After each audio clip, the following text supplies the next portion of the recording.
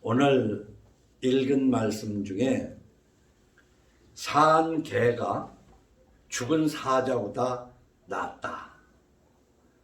살고 죽은 것을 빼면 개가 사자보다 낫다. 그런 얘기입니다. 그런데 왜 개가 나은가? 우리가 뭐 개가 꼭 나쁜 것이고 사자가 좋은 것인 줄은 모르겠지만 일반적 이미지는 다 있어요. 어쨌든 살아있기 때문에 죽은 것보다 낫다는 얘기죠. 왜 살아있는 것이 그렇게도 나은가? 오히려 죽은 것이 완성이기 때문에 더 좋을 수도 있어요. 그러니까 우리가 이쪽 저쪽을 잘 저울질해서 봐야 되는데, 우리가 살면서 당연한 것인데도 까맣게 잊고 사는 게 있어요. 까맣게 잊고 사는 게 뭐냐면 너무나도 당연한데 그것을 잊고 살아. 그게 뭐냐? 내가 살아있다 하는 것을 잊고 살 때가 있어. 살아있으면 되는데 아파서 죽겠다, 돈 없어 죽겠다, 아이 누가 너 미워서 죽겠다, 그 어려움을 생각을 하는데 가만히 생각해 보면 살아있잖아. 이 살아있다는 것만으로도 우리는 가치가 있는 거예요. 그런데 왜 가치가 있느냐? 오늘 기록된 말씀에서는 기회가 있기 때문에 가치가 있는 거예요. 기회가. 그래서 우리는 살아있긴 한데 앞의 일에 대해서 희망이 없고 절망적일 때 살아있는 것을 아주 한탄하잖아요. 그러나 그렇지만은 않아요. 산 개가 죽은 사자보다 낫다는 거야. 왜 산 개가 죽은 사자보다 낫다는 뜻이냐면, 오늘 기록된 말씀에서 우리가 그냥 상식이나 뭐 어떤 궤변으로 하는 게 아니라, 살아있는 것은요, 살아있다는 것은 특히 젊은이에게는 기회입니다. 향상하고 발전할 수 있는 기회가 있어요. 절망적인데 무슨 향상할 것이 있냐? 죽으면 전혀 기회가 없어요. 죽고 나면. 아무리 절망적이라도 살아있다는 것은 기회가 있다는 거예요. 향상 발전할 수 있는 기회가 있어요. 아무리 없는 것 같아도 죽은 것보다는 기회가 있어. 살아있으면. 젊은이에게 향상 발전할 수 있는 기회가 되고, 늙은이에게는 아직 얻지 못했다면, 이미 얻었다면 더 좋겠지만은 영생을 얻지 못했다면 늙은이에게는 기회예요. 지금 살아있다는 게. 죽고 난 다음엔 영생 절대 얻을 수가 없습니다. 살아있는 동안에 얻어야 돼요. 그래서 우리가 기도하는 것 중에 역대 구교인 가톨릭이나 개신교도 신부 목사들이 죽은 사람 놓고 천국에 가게 해달라고 기도하는 거, 그거 전부 사기야. 아세요? 죽은 사람 놓고. 저 이교도들은 죽은 뼈다귀 아니면 골분 안치해놓고 뭐 100일 기도하고 극락, 그거 전부 사기야. 살아있을 때 평가를 받고 영생을 얻든지 말든지 하는 거야. 그렇기 때문에 아무리 늙었어도 아직 영생을 얻지 못한 사람은 살아있다는 것은 무슨 기회냐? 영생을 얻을 수 있는 기회란 말이에요. 죽으면 영생 못 얻어요. 죽은 자를 위해서 기도해달라고 하는 거예요. 그게 기독교가 썩기 시작하는 거예요. 죽은 자를 위해서. 가톨릭도 그렇고. 심지어는 개신교도 죽은 사람, 믿지도 않던 사람들 뭐 가서 장례, 집례해주면서 뭐 천국 가게 해달라고 기도하고. 그게 뭐 기독교 그런 거 아니에요? 죽었으면 끝난 거 할 수 없어. 죽었으면 끝난 거야. 그 사람이 영생을 얻었는지 안 얻었는지 우리는 잘 모르겠지. 살아있는 사람들 너무 슬퍼지 않게 위로해달라고 기도해야 되는 게 목사 할 일이에요. 저는 그것을 확실하게 알고 장례 집례를 했어. 근데 사람들은 뭐냐, 하옆에 그냥 자기 부모 좋은 데 갔을 거라고 얘기해 주면 그 말에 그 속으면 좋아. 속을 때가 좋은 거라고. 자, 오늘 그래서 제목을 삶은 기회다 그랬어요. 그러니까 이 기회를 잡지 못하면 죽고 끝나는 거예요. 젊든 늙든 간에 살아있다는 건 이 세상에서 향상 발전할 수 있는 기회야. 좀 더 나아질 수 있는 기회야 사실은. 아이 뭐 난 절망적이고 아이고 나이가 몇인데 내가 뭔 기회가 있어. 아 죽으면 그 말도 없다니까. 살아있으면은 기회가 있어요. 그런데 이 세상에서 기회뿐만 아니라 영생을 얻는 기회는 정말로 살아있는 동안이야. 그때 못 얻으면 소용이 없다. 그래서 저는 오늘 이 목소리를 듣는 모두에게 전하고 싶은 것이 예수 믿는 것이 뭐냐 도대체. 예수 믿는 것이. 이것도 모르고 교회 생활을 합시고 열심히 해서 집사, 권사, 장로 되는 거 그거 아무 소용없는 거야. 기록된 바 의인은 없나니 하나도 없으며 이렇게 성경은 나가고 있어요. 로마서 3장 10절 말씀은 주부에도 이렇게 보내드렸지만은 기록된 바 의인은 없나니 하나도 없으며 예수 믿는다는 것은 말이에요. 언제부터 예수를 믿었는지 몰라도 분명히 그래 난 죄인이다. 하나님 앞에 죄인이다.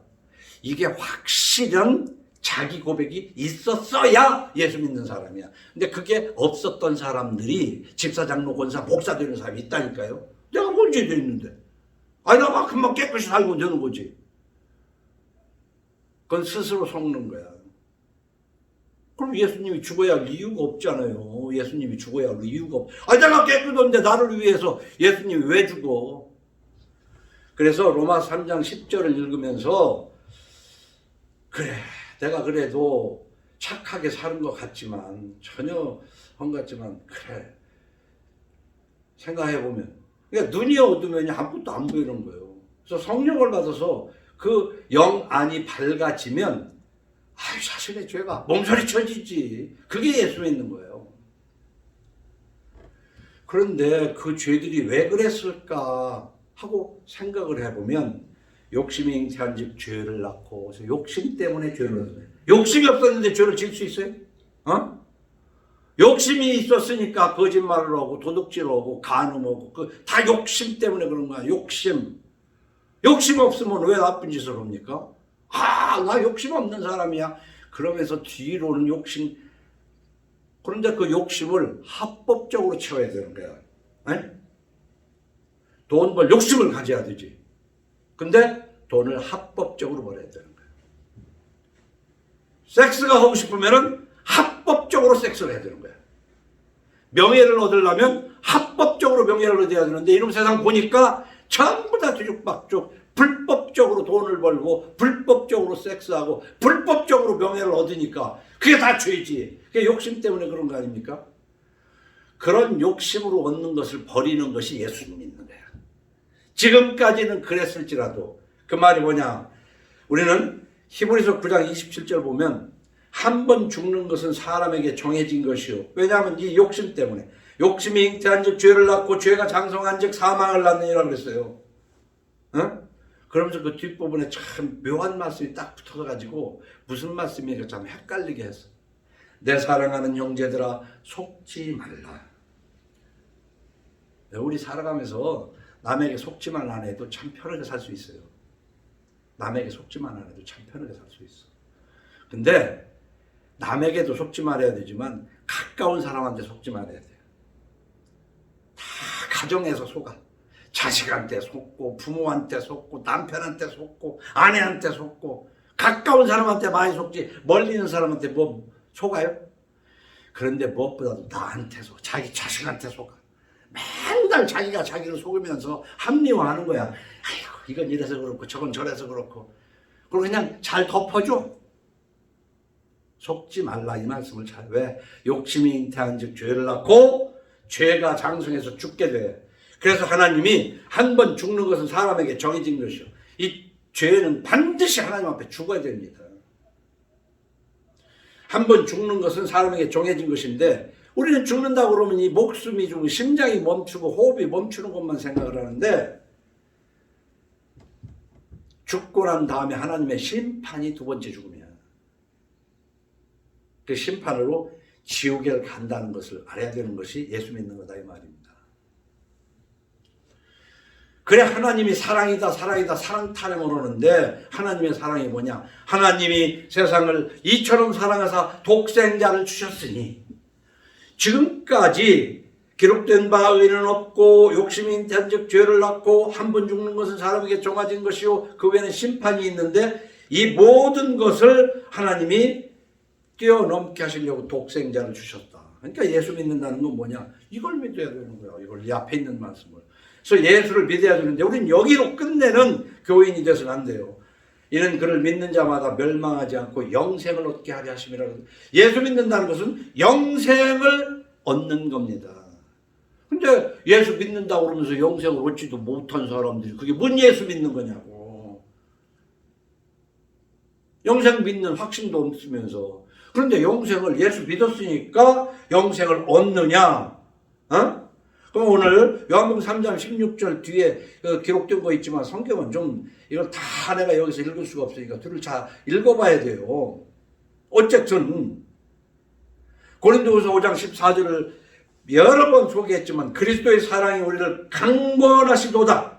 우리가 생각하건대 한 사람이 모든 사람을 대신하여 죽었은즉 이 한 사람이 예수께서 죄 지은 모든 사람을 대신하여 죽었으므로 모든 사람이 죽은 것이라. 그가 모든 사람을 대신하여 죽으심은 살아있는 자들로 하여금 다시는 그들 자신을 위하여 살지 않고 오직 그들을 대신하여 죽었다가 다시 살아나신 이를 위하여 살게 하려 함이라. 이 고린도서 5장 14절은 디도서 2장 14절 베드로서 2장 24절하고 세 가지. 왜 예수님이 죽으신 건 우리 죄를 대신해서 우리 죄를 용서하려고 죽은 것을 모르는 사람은 없어요. 근데 용서를 받은 사람은 이제 성화해야 된다는 것을 강조를 안 한다고. 그래서 저는 그걸 강조하는 거예요. 다시 말하면 한국교회는요, 너무 율법주의에 빠진다. 율법주의는 뭐냐? 예수를 안 믿고 자기가 선하게 살아서 천국 가려고 하는 게 율법주의자예요. 율법을 지켜서. 예수를 안 믿고.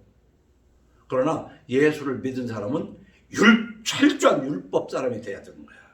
근데 한국교회는요, 율법 찾고 따지지 말래. 예수 믿으면 된다고 사기를 쳐요. 거짓말을 해요.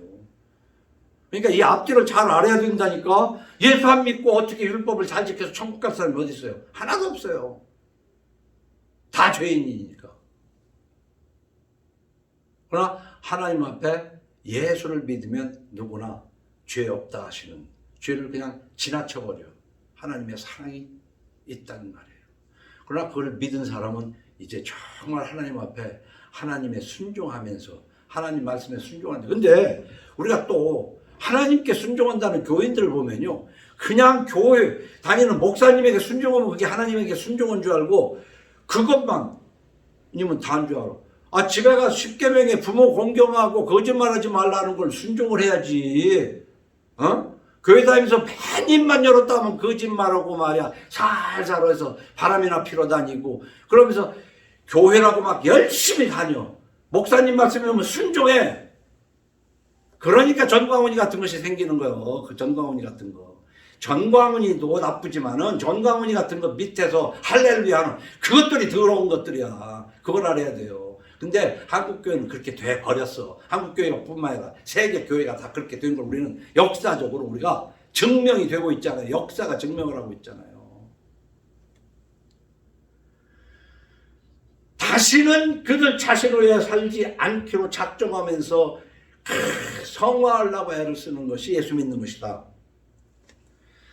그러다가 보면은 이 교회가 신비주의에 빠져가지고 망령되고 허탄한 신화를 버리고 경건에 이르도록 네 자신을 연단하라. 육체의 연단은 약간의 유익이 있으나 경건은 범사에 유익하나 금생과 내생의 약속이 있느니라. 우리가 성화를 하면요, 내생의 약속만이 아니에요. 예수 믿는다는 거는 금생에서도 하나님께서 먹을 것과 입을 것 충분히 주시겠다는 거야.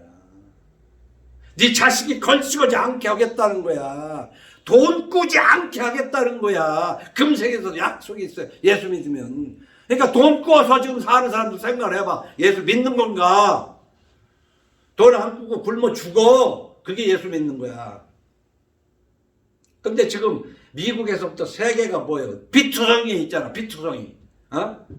그 빚 가지고 조금 때깔나게 사는 것 같으면 그게 뭐 좋아? 그냥 지하실방에 살면서라도 빚 없이 사는 것이 예수 믿는 거야. 나는 그렇게 해석을 해요. 망령되고 허탄한 신화를 버리고 경건에 이르도록 네 자신을 연단하라 그 말이에요. 그러면서 우리가 예수를 믿으려면 내가 이 두루마리의 예언의 말씀을 듣는 모든 사람에게 증언하노니 만일 누구든지 이것들을 위해 더하면 하나님 말씀에 없는 것 자꾸 보태서 예수 믿지 말라. 여러 번 강조했잖아요. 그런데 가톨릭이 망한 이유가 뭐예요? 성경에 없는 거 자꾸 보태가지고 저 괴물이 돼버렸잖아요. 그래도 거기 다니는 사람이 성서적으로 잘못됐지 인간적으로 뭐 괜찮은 사람 많아요? 뭐 인간적으로 괜찮다 뭐다 중요한 게 아니야. 성경에 없는 짓거리를 주장을 하면은 그게 하나님께서 노하시는데 하나님이 약속합니다. 예수 믿으면 영생을 주겠다고 그랬지만은 이것들을 왜 더하면 이렇게 말했어요? 이 두루마리에 기록된 재앙들. 성경에 보면 재앙이 얼마나 많습니까? 나는 성경의 재앙 중에서도 참 무서운 재앙이 많아요. 그런데 이런 재앙이 있어. 그 엘리 제사장이 하나님의 사람 아닙니까? 그 아들들이 하나님 보시기에 못된 짓을 많이 했어요.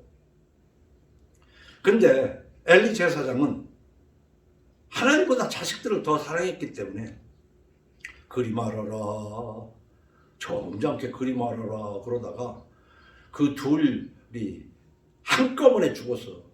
그 둘이 한꺼번에 죽었다는 소식을 듣고 엘리 제사장은 앉았던 의자에서 뒤로 넘어져 가지고 목이 부러져서 죽었잖아요.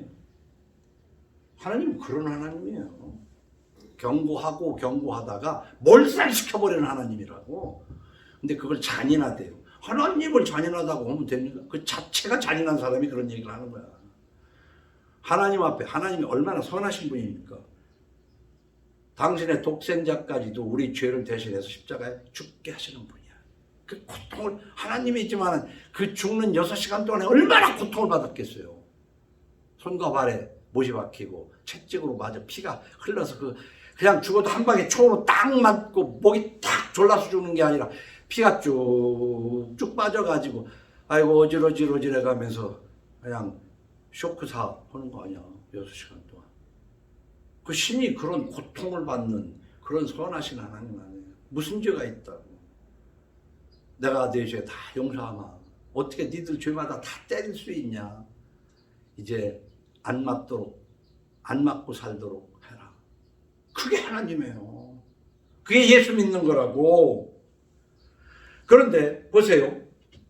이 성경에 없는 걸 보태지도 말고 있는 것을 부정하지도 말아라. 그러니까 성경을 잘 믿고 우리가 신앙생활을 하려면 성경대로 해야 돼요. 그런데 우리가 보세요.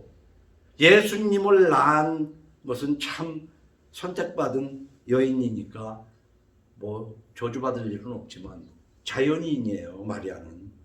우리와 같은 사람이라고요. 아무리 예수님을 낳은 어머니라고 해서 그걸 우상화하면 됩니까? 성모 마리아를 예수보다 더 믿고 성모 마리아 교회 아닙니까? 성모 마리아 교회. 그러면 여기서 뭐라고 했어요? 재앙을 더한다고 그랬거든요. 차라리 예수고 보고 안 믿고 그냥 맞지 왜 성경에 있는 더러운 재앙을 다 받습니까?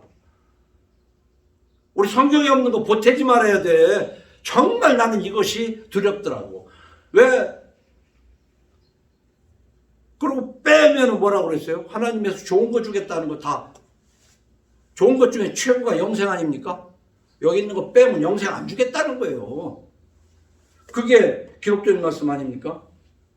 이 두루마리의 예언의 말씀에서 제하여 버리면 하나님이 이 두루마리에 기록된 생명나무와 및 거룩한 성의 참여함을 제하여 버리시라. 영생 없다. 너희 성경에 있는 거 빼면 야 10계명 끝까지 거 뭐 지킬 거 뭐 있어. 교회 열심히 다니고 기도하면 돼 하는 거 영생 못 얻어요. 영생 못 얻어. 자 보세요. 지나간 우리 역사적으로 500년 전 개신교가 종교개혁을 했다는 것은 구교가 그렇게 마리아를 자연인인데 우상화하고, 심지어는 우상화하다 못해 건물 크게 지으려고 돈 거들라니까 면죄부를 팔아먹은 사기꾼들이 기독교인들 아니에요. 그게 역사적이지 내가 만들어낸 일입니까? 근데 왜 기독교는 자꾸 그 지나간 역사는 자꾸 덮으려고 그러냐고. 시대의 사기극이에요. 그러면서 걔들이 주장한 건 뭐냐? 나보다는 훨씬 나이가 많은 사람들 아니에요? 몇백 년, 몇천 년? 가톨릭만이 교회다. 왜 가톨릭만 교회입니까? 두셋이라도 예수 이름으로 모이면 거기가 교회인데. 틀렸어요? 왜 가톨릭만 교회야? 그래서 개신교가 이제 다시 한 것은 뭐냐? 개신교 출발은 여러 말이 있지만 성서로 돌아가자. 오직 성서. 성서로 돌아가자. 이 성서를 우리는 뭐냐? 구약 39권, 신약 27권, 합쳐서 66권. 그래서 그 전에 전화번호 그랬잖아. 66국에 3927. 요즘 국도 이제 3자리, 4자리 들어가지고 안 맞지만 옛날 2자리 때 이게 참 괜찮아서 66국에 3927. 66권인데 구약 39권, 신약 27권만이 하나님 보고 통하는 전화번호다. 직통 전화다고 그런 얘기를 했어요. 맞아요. 이 성경만이 정확하고 틀림이 없는 말씀이라고 믿는 것이 개신교입니다. 여기에 이해할 사람은 아무도 없어요. 어떤 신학자가 오고 어떤 큰 교회 목사가 와도 여기에 오직 성서라는 말이에요. 그런데 또다시 구교가 한 그 짓을 똑같이 예배당 중심으로 돌아가 버렸어. 세계 교회가 다. 예배당 중심으로 해가지고 여기에서 기도하고 열심히 하고 해야만 되는 것 같은데 사람이 두셋이 모여서 여기서 예배드리다 어디서 예배드리는 그곳이 성전이고 그곳이 교회지. 어떻게 해서 여기 모여야 집 크게 짓느라고 여기 모여야 사람 많이 채워놓고 헌금 걷어가지고 그거 하고 사업이지. 그게 무슨 거기가 우리 속지 말라는 지금 내가 종합적으로 얘기를 하는 거예요. 그래서 대형 교회를 지향을 했는데 지난 며칠 전에 그 보내드린 거 있죠. 재작년인가 누가 쓴 거지, 망인 목사가 쓴 거지만은 제가 지금까지 하는 거 괜히 기독교를 헐뜯으려고 하는 얘기가 아니고 정말 기독교는 교회가 아니에요. 기독교는 교회가 아니야. 이미 그 교회 다니는 것은 미친 거야. 모르고 다니는 거야. 예배당 중심, 교회 성전 중심이 돼가지고 거기에다가 예수 믿고 복 받으라는 것으로 해서 애당초에 두를 때 복 받으려고 그냥 이게 무교가 돼버린 거예요. 무속교. 누구 요즘 누가 무속 어쩌고 한다고 욕을 하나도 없어. 기독교 우리 한국 교회가 다 무속인데 이렇게 무속이지 뭡니까 지금 우리가 살아가고 있는 거. 새벽 기도서부터 하는 게. 얘기했지만 길선주 목사가 1900년대 초에 장독대에서 기도하는 아낙네들 예배당에 와서 기도하라고 한 것이 새벽 기도 아니에요. 그래서 장독대에서 빌든 것을 조금 모양이 다르게 빌고 있는 것 뿐이라고 여러 번 얘기했잖아요. 이걸 제대로 교회가 가르쳐야 되는데 교회는 지하실에 있는 작은 교회든 큰 교회든 간에 그 교회 키우려고 그야말로 눈이 뒤집힌 사람들이 하는 게 교회예요. 그게 사실이에요. 그 예배당 중심, 그 예배당을 교회라고 얘기하고 심지어 성전이라는 말까지 하면서 대형 교회 지향하는 교회 성장학이라는 거. 저도 대학원에서 이 교회 성장학 공부하느라고 왜 많이 썼어요. 근데 전부 사기야, 사기. 성경 어디에 봐도 그렇게 교회는 커야 되는 게 아니야. 세상 사람들은 다 죄를 짓지만 이제 용서받은 자는 죄를 지으면 안 된다. 그래서 죄 짓는 사람들이 있으면 뉘우치도록 권하고 안 권하면 내쫓으라고 써있잖아. 다 내쫓다 보면 두셋밖에 없는데 어떻게 해요 그러면. 두셋이 모인 곳에 나도 너희와 함께 하리라. 교회 커야 되는 게 아니야. 오히려 커지기 때문에 교회가 아닌 거야. 좀 줄여서 교회가, 왜냐하면 우리가 혼자 신앙생활하는 것보다도 서로 신앙을 교제하면서 그렇게 서로 돕고 잡아주고 신앙생활하면 좋잖아요. 공부를 하는데도 서로 공부를. 근데 모여가지고 공부는 안 하고 서로 놀러갈 궁리만 하고 뭐 어떤 거 하면은 그 모인데 가가지고 공부 잘하려고 하는 사람 학생들이 거기 모여가지고 공부 못하게 되는 데 많잖아. 신앙생활도 마찬가지야. 잡아줘야 되는데 뭐 그냥 형식적으로 예배만 드리고 맨 못된 짓만 하는 거 그게 뭐 한번 잘 생각해 보자고. 이거를 잘 생각해 봐야 돼요. 가정성화교회에 지금 이 목소리를 듣는 사람들은. 그리고 독단적으로 하고 다른 믿음이 성질이 같은 사람끼리 힘을 합해서 기도하면서 이렇게 해야 되는데 뭐 예수 믿지도 않는 것들을 1000명, 10,000명 있는 데 가서 막 힘써. 저도 그런 생각을 했어요. 그런 그 참 일리가 있다. 우리가 불을 피우는데 성냥개비 하나 피워봐야 포로록 타다가 꺼지지 않냐. 성냥개비도 여러 개가 있으면 이렇게 하고 장적도 2-3개보다는 많이 있어 막 화력이 세지 않냐. 그런데 귀신 화력이지. 귀신 화력. 그래서 교회가 커야 된다는 논리를 그렇게 해서 나도 참 옳게 생각을 했어요. 그래서 이 교회를 그래도 최소한 500명 이상 되면은 이게 분교를 세우고 500명 정도는 하는 것이 적당하다. 그냥 몰라요. 뭔 기준인지 몰라도 개척할 때 그런 생각을 했어. 그래서 저쪽 터서 이렇게 하고 이 건물 아래로 내려가고 뭐 그런 꿈을 꿨지만 하나님이 그렇게 안 하시더라고. 자, 예배당 중심 교회를 성전으로 오고 대형교회를 지향하면서 보세요. 마리아가 무슨 신인 것처럼 뭐 이상한 소리를 하고 이러는데 우리가 예수님이 오신 것은 참 좋은 거지만 예수님 오신 날을 정해가지고 그 성탄절이 의미도 없이 요즘 보면 그래요. 뭐 어디에서 들으니까 성탄절 날은 마음껏 술을 먹고 뭐 좋은 날 아니냐. 그날 술 안 먹고 언제 먹냐 하면서 막 이 성탄절이 이미 여러 번 얘기했지만은 예수님 오실 날을 기억하지 말자는 게 아니에요. 근데 성경에 언젠지 기억이 없어. 그리고 300년대는 아나시우스 같은 사람도 이런 거 하면 안 된다고 깨어있는 사람들은 그래서 그래도 많은 사람들이 하면 하는 거야. 이 기독교의 단점이 바로 그런 거예요. 많은 사람이 하면 그냥 그것이 그런 걸 그런 성경은 필요 없는 거 아니냐고. 그럼 여기에서 이거 외에 이 더하는 사람에게는 이 성경에 있는 재앙을 더하겠다는 걸 어떻게 하려고 그러냐고. 어떻게 하려고. 그러면 혼자라도 믿고 이런 재앙을 당하지 말아야지. 이 성탄절부터가 지금 좀 있으면 성탄절 모르지만 성탄절 아예 그냥 성탄절 없는 걸로 하자 이 말이야. 그러나 예수님이 오셨으니까 내 죄를 위해서 죽었지.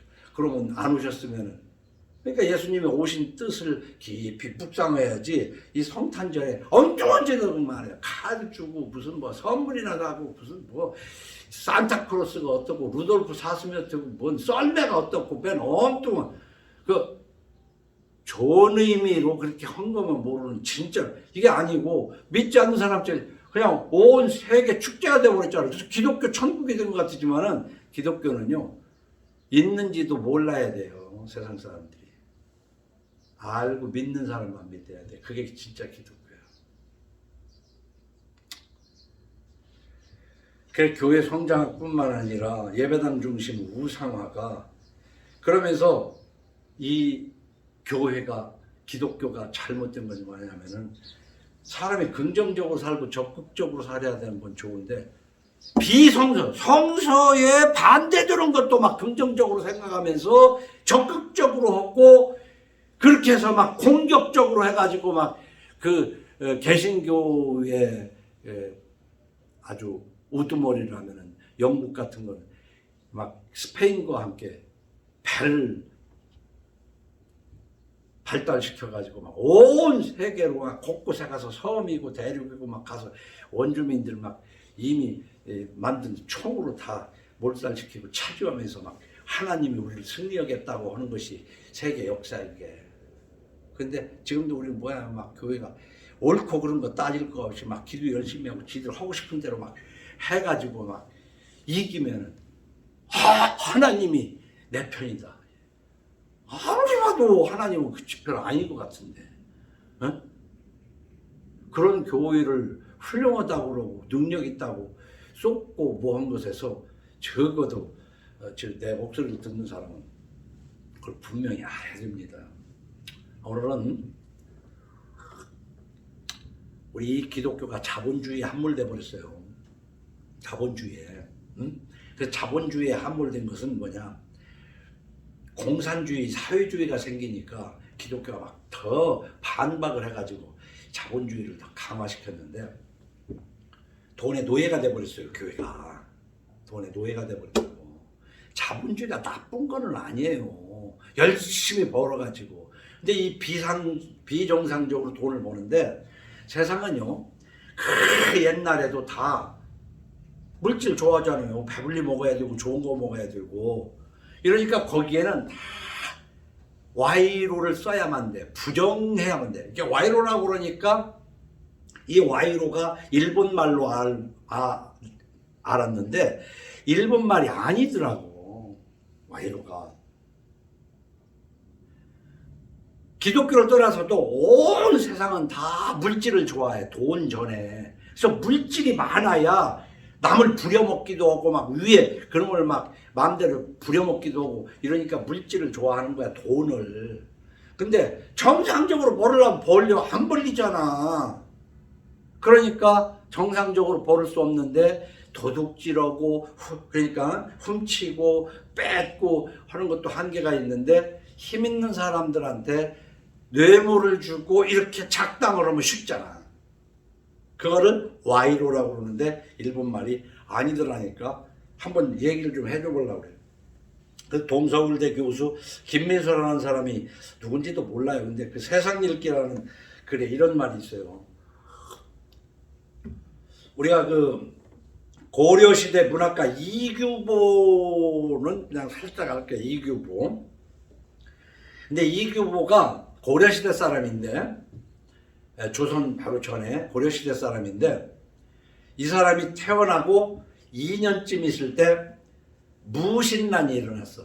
그게 무슨 얘기냐면 문신들, 그러는 사람들이 고려를 장악하고 정치를 했는데 아주 썩어 문드러지니까 군인들이 쉽게 하면 구태타를 했다 이 말이에요. 그러니까 옛날부터 항상 그 머리로 그냥 펜대 가지고 붓 가지고 하는 사람하고 활 가지고 하는 사람들하고, 활 가지고 하는 사람들은 붓 가지고 하는 사람 항상 밑에 있었거든. 근데 이 사람들이 썩으면은 군인들이 일어나 가지고 이제 반란을 하는데, 이 무신난을 최충헌이 주도를 했습니다. 그러니까 이규보라는 사람 얘기 전에 이규보가 태어났을 무렵에 바로 무신이 정치를 하기 시작했는데 얘들도 엄청 썩었어. 옛날이나 지금이나 썩었어. 근데 이 이규보라는 사람이 16살 때부터 이제 사마시를 이제 보기 시작했는데, 지금의 뭐 과거 급제 같은 조선시대 뭐 과거 같은 그런 걸 거예요.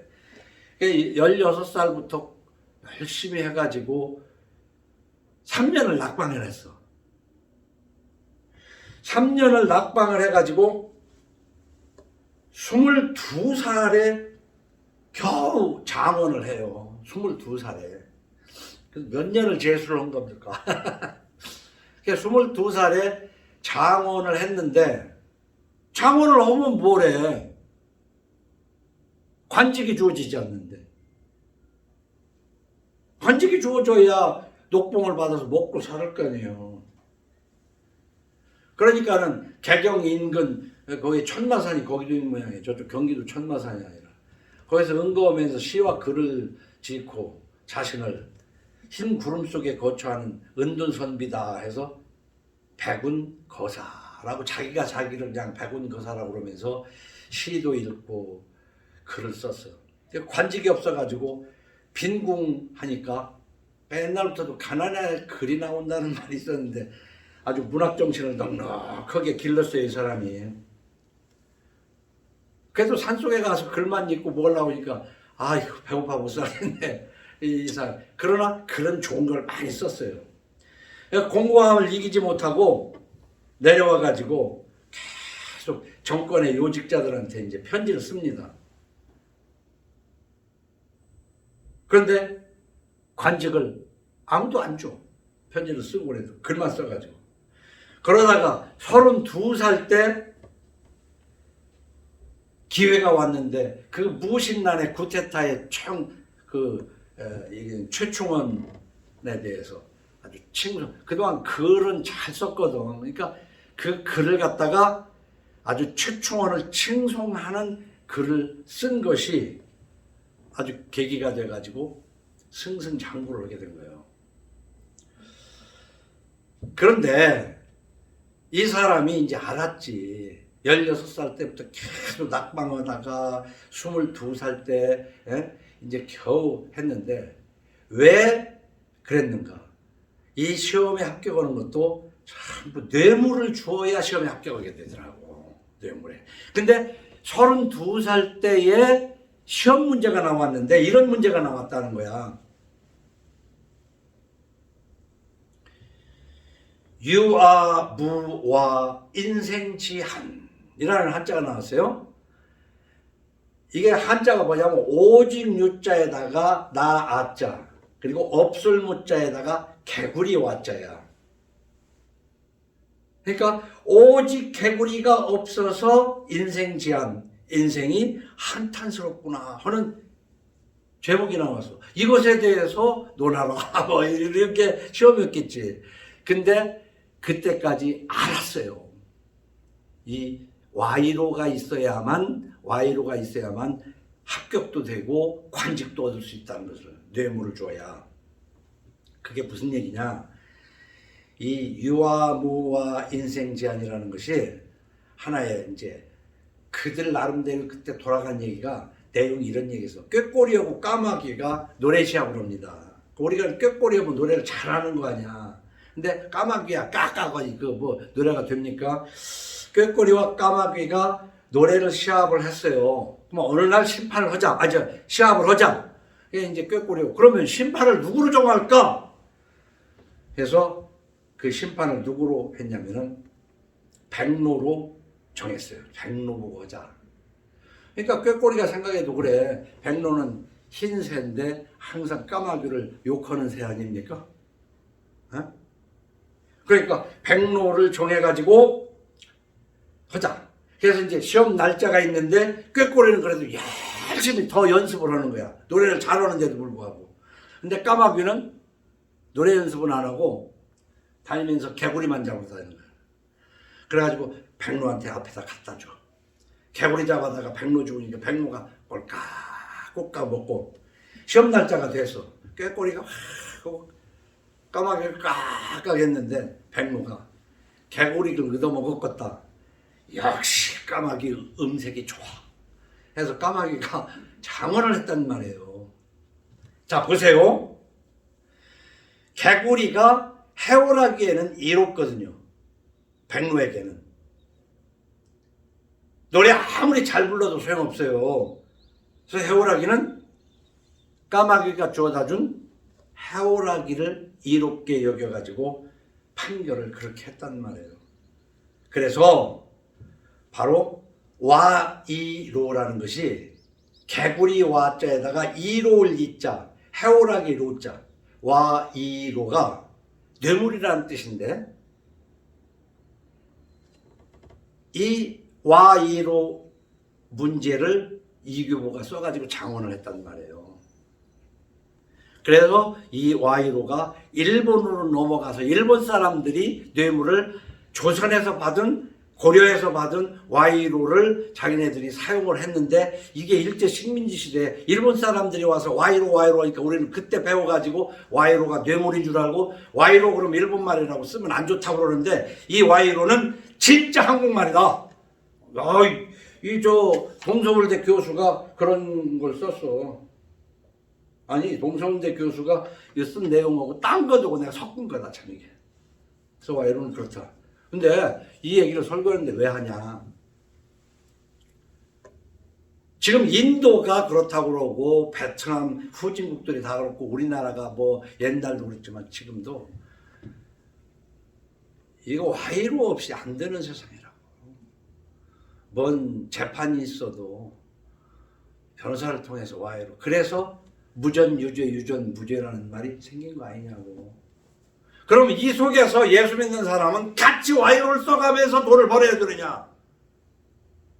부정한 방법으로 돈을 벌어서 부자가 돼야 되느냐? 성경은 그렇게 얘기하지만 부자 되려고 애쓰지 마라. 그냥 너는 나만 믿고 성화해라. 그러면 네 자식이 걸치거지 않고 꺼질전전 꾸지 않게 해주마.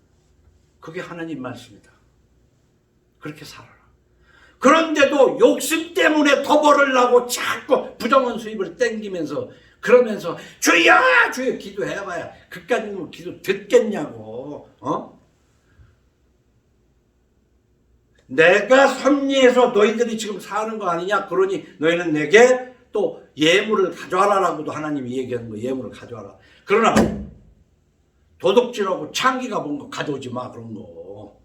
내가 그런 걸 받겠느냐? 싫다. 성화하라는 거예요. 예수 믿는 게 뭐예요? 지금 이런 강해를 듣고 정말 마음속에 똑바로 살아야 되겠다. 그래가지고 남들만큼 못 살면은 그냥 그렇게 사는 거야. 악인의 긍정에서 저 장막에서 1000년보다 그 하나님 문지기로 그냥 하루 살다 죽는 게 나은 거 아니에요. 그 가치관을 가져야 된다 그 말입니다. 그런데 이 세상에 성서 중심 생활 오늘 본문을 읽어놓고 난 다음에 하나도 그 얘기 안 했지만 뒤로 밀린 이유가 바로 뭐냐면 똑바로 살아야 되는데 성서 중심 신앙생활에서 오늘 회감이 와요. 오늘 2절 말씀 보자고. 모든 사람에게 임하는 그 모든 것이 일반이라. 의인과 악인, 선한 자와 깨끗한 자와 깨끗한 자 아니한 자, 제사를 드리는 자와 제사를 드리지 아니하는 자에게 일어나는 일들이 신앙생활 잘하나 안 하나 그냥 교회 중심으로 해서 예배 중심으로 하나 저 구교회 다니는 사람이나 개신교회라고 해서 썩어 분들어지는 사람이나 그 사람도 좋은 일 당할 땐 좋은 일 당하고 아무리 잘해보려고 해도 안 되는 건 안 되고 나는 다 일반이더라 이거야. 솔로몬이 보기에도. 그러니까 우리가 회의를 느끼는 거야. 야 이거 뭐 똑바로 믿을 건 뭐 있고 굳이 예수 믿을 거 뭐 있냐. 모든 사람에게 임하는 그 모든 것이 인상에 닥치는 행과 불행이 깨끗하든 더럽든 심지어 맹세를 무서워하든 아니하든 하나님 앞에 맹세를 해놓고도 밥 먹듯이 그거 살면 그것도 잘 되더라. 그렇다고 해서 정말 원리 원칙대로 살으려고 하는 사람이라고 해서 무슨 불행이 안 오더냐. 그럼 뭐요, 우리가? 그러니까 우리는 예수 믿는 것이 잘 되려고 예수 믿는 게 아니고 성화하려고 믿는 거예요. 그리고 이 땅에서 하나님이 주시는 대로 받아먹고 죽어서도 영원한 생명을 얻으려고 예수 믿는 것이지 예수 믿고 꼭 잘 되려고 우리 세상에서 얘기하는 잘 되려고 예수 믿는 것이 아니다. 이거부터가 지금 잘못되어 있어요. 이 생각부터가. 그래서 모든 사람의 결국은 일반이라 울기도 하고 웃기도 하던 모든 인생의 일반이라는 게 뭐예요? 다 그렇게 살던 모든 다 때가 되면 죽는다 이 말이야. 그러니까 우리가 살아있구나 하는 것을 착각 까먹고 살지만 좀 있으면 죽어. 그것도 까먹고 살아. 그리고 오직 지금 그냥 욕심에 이끌려서 그것 때문에 전전긍긍하면서 예수 믿는 거냐고. 아니라니까. 그래서 4절에 상계가 죽은 사자보다 낫다. 살아있다는 것은요 성화할 수 있는 기회고 그러니까 회심하고 예수 믿을 수 있는 기회고 성화할 수 있는 기회고 영생을 얻을 수 있는 기회야. 죽으면 회심 못해. 죽은 사람 회심시킬 수 없어. 성경에 그렇게 써 있어. 그런데 이런 것을 갖다가 부모님 여러 개 있는 부모님 극락에 가기 위해서 구교에서 그 짓을 해요. 절에서 극락에 하는 것처럼. 심지어는 개신교도 살살 그렇게 속여먹기도 하고. 죽으면 끝나는 거야. 더 기회가 없어요. 살아있을 때 회심도 할 수 있어. 예수 믿을 수 있다 이 말이야. 살아있을 때 성화할 수 있어. 살아있을 때 영생을 얻을 수 있어. 살아서 영생 못 얻으면 영원히 영생 못 얻는 거야. 그래서요, 모든 것이 일반이지만 산 개가 죽은 사자보다 낫다는, 이거 굉장히 중요하다. 하나님의 상을 받을 기회. 누가복음 23장 38절에 보면 이렇게 써 있어. 예수님이 십자가에 매달렸는데 그의 위에 이는 유대인의 왕이라 쓴 패가 있더라. 달린 행악자 중 하나는 비방하여 이르되 네가 그리스도가 아니냐, 너와 우리를 구원하라 하되, 하나는 그 사람을 꾸짖어 이르되 네가 동일한 정죄를 받고서도 하나님을 두려워하지 아니하느냐? 우리는 우리가 행한 일에 상당한 보응을 받는 것이니 이에 당연하거니와 이 사람이 행한 것은 옳지 않은 것이 없느니라 하고 이르되 예수여 당신의 날에 임하실 때에 나를 기억하소서 하니, 예수께서 이르시되 내가 진실로 네게 이르노니 오늘 네가 나와 함께 낙원에 있으리라 하시니라. 왜 이 말씀을 소개를 하냐면, 강도가 죄를 지었으니까 십자가에 매달렸지 않습니까? 한 강도는 예수를 비난을 하고, 한쪽 강도는 뭐냐면 무슨 소리냐 하면서 예수여 나를 기억해 주세요. 죽기 직전에 예수를 영접했다 그 얘기입니다. 이 사람도 살아있으니까 기회가 있는 거야. 그래서 우리는 죽기 직전이라도 회심하고 천국 가면 고마이지만, 기왕이면 좀 일찍 회심하고 성화하다가 가야지. 어? 그럼 남녀간에 사랑을 하는데도 누가 전광 말고 옛날 뭔 목사 그 얘기는 참 옳은 얘기야. 사랑하면은 일찍 만나서 사랑한다고 결혼하고 살아야지.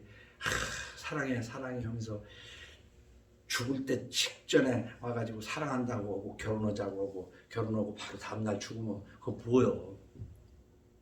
그러니까 이 강도처럼 죽기 전에라도 예수 믿고 영생을 얻으면 그것도 괜찮아. 근데 지금 살아야 돼. 지금 회심해야 돼. 지금 의인은 없나니 하나도 없다는 걸 알고 내가 죄인이었다. 이 죄 때문에 예수님이 죽으셨다. 그러니까 예수 믿고 하나님 앞에 용서받고 이제는 성화하자. 성화하면 남은 날 동안에 기회가 있다. 하나님께서 먹을 것과 입을 것 염려하지 말고 꾸지 않고 이 꾸지 않고 살겠다는 않도록 하나님이 오신다는 건 엄청난 복이에요. 안 꿔도 돼, 할 일이. 근데 이 말 믿지 않으면은 주렁주렁 빚만 지고 사는 거야. 그리고 빚 때문에 걸사거려서. 제가 벌써 30년 전에도 한 얘기가 그래. 빚만 없어도 부자다. 부자인 것 같으면서 빚이 주렁주렁 온 게 뭔 부자야. 진짜 부자가 아니야. 빚이 없어야 돼. 예수 믿으면서 빚에 대해서 깊은 성찰이 있어야 된다. 근데 여기 보면 미친 마음으로 산다고 돼 있어. 미친 마음으로. 네? 사람이 미친 마음으로 산다 이거야.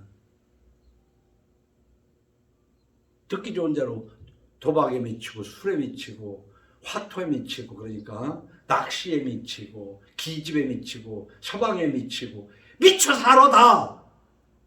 근데 미친 마음으로 살다가 죽기 직전에 회심하는 것은 하루라도 빨리 회심하고 성화하다가 하나님 앞에 가는 것이 좋지 않겠냐. 그래서 히브리서 11장 6절에 믿음이 없이는 하나님을 기쁘시게 하지 못하나니 하나님께 나아가는 자는 반드시 그가 계신 것과 또한 그가 자기를 찾는 자들에게 상 주시는 이심을 믿어야 할지니라. 하나님 상 줘요. 살아있는 동안에도 상 주고 죽으면 진짜 좋은 영생이라는 상을 주시는 하나님입니다. 근데 죽은 자들이 다시는 상을 받지 못하잖아요. 5, 6절에 오늘. 사한 자들은 죽을 줄을 알되, 사한 자들은 그래도 죽을 줄도 모르고 사는 사람도 많지만 살았으니까 죽을 줄을 알아. 죽은 자들은 아무것도 몰라. 오히려 귀신이라 다 알지도 몰라. 여러분의 조상들이 지금 살아서 다 여러분이 지금 어떻게 사는가 아마 알 거야. 알지만 아무것도 여러분들에게 이렇게 저렇게 할 수 없는 거야. 그 귀신은. 저 지옥에 있는 귀신이든 천국에 있는 성도가 됐던 여러분들의 조상이 여러분들에게 아무 제사를 하든 안 하든, 근데 귀신이니까 다 알겠지. 그러나 지금 여기에 쓰는 건 뭐냐면 어떻게 못 오는 거지. 산 자들은 죽을 줄을 알되 죽은 자들은 아무것도 모르며 그들이 다시는 상을 받지 못하는 것은 그들의 이름이 잊어버린 바 됩니다. 잊어버리들 하나님에게 잊어버린 바 됐다. 하나님은 예수를 믿고 성화하는 사람을 하나님은 기억하시는 거야. 하나님에게 기억된 바 되는 거야. 하나님이 멍청해서 몰라서 모른다고 그러겠어? 하나님이 제위시켜버렸다가 말이지. 그냥 생각도 안 해버리겠다. 어? 그럼 예수를 믿는 사람들을 그 모든 죄를 간구한다고 그랬어. 기억지 않겠다고 그랬어. 하나님이 멈춰서 기억을 안 하겠어요? 용서하신다는 얘기지. 잊은 바 됐다는 건 뭐예요? 너는 기회 없어. 이제 끝났어. 그런 얘기다 그 말이에요. 계시록 20장 14절에 이렇게 말해요. 사망과 음부도 불못에 던져지니 이것은 둘째 사망 곧 불못이라. 우리가 사람이 한 번 죽으면 끝난다고 생각하죠. 둘째 사망이 있습니다. 어? 살아있는 동안에 기회를 얻지 못하면 향상 발전의 기회도 못 얻지만 죽고 난 다음에 영생이라는 걸 얻지 못하면 두 번째 불못에 던져지는. 그러니까 저는 그런 이야기예요. 사람은 한 번 태어난 사람은 두 번 죽어.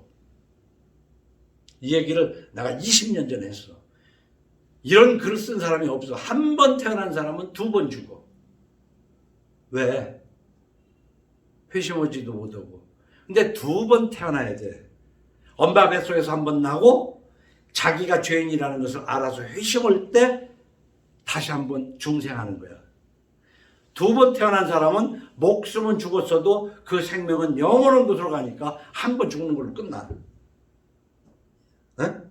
두 번 태어난 사람은 한 번 죽지만 한 번 태어난 사람은 반드시 두 번 죽어. 심장이 멎어 죽고 지옥에 가서 죽고 두 번을 한다. 그것이 사망과 음부도 불못에 던져지니 이것은 둘째 사망 곧 불못이라. 누구든지 생명책에 기록되지 못한 자는 불못에 던져지라. 생명책에 기록되지 못한 것은 하나님의 기억이 없다. 그런 얘기야. 그러니까 하나님에게 기억된 자는 나와서 하나님을 예수를 믿고 두 번째 태어나서 목숨이 한 번 죽고 영원히 살아. 이거 왜 이렇게 어려워요? 공식이? 한 번 태어난 사람은 반드시 두 번 죽어. 그래? 두 번 태어나야 돼. 이게 두 번째가 예수 믿기 시작하는 거야. 근데 믿기만 한 것이 아니라 성화해가면서 끝까지 자기의 믿음을 증명해내야 돼요. 그게 믿음이야. 우리는 그냥 아멘. 그러면 믿는다? 천만에. 죽는 날까지 증명을 해야 돼. 근데 예수 믿는다고 하다가 다 늙어가지고 예수 부정하고 많은 사람도 있어요. 그건 믿은 게 아니지. 주님이 부르시는 그 순간 숨이 꼴깍 넘어가고 심장이 멈추고 의식이 없어지는 그 순간까지 견지할 때. 네, 그렇다 말이에요. 삶은 하나님이 주신 기회입니다. 사망은 기회, 상실인 것을 믿고 가정 성화하는 여러분들을 예수 이름으로 축원합니다.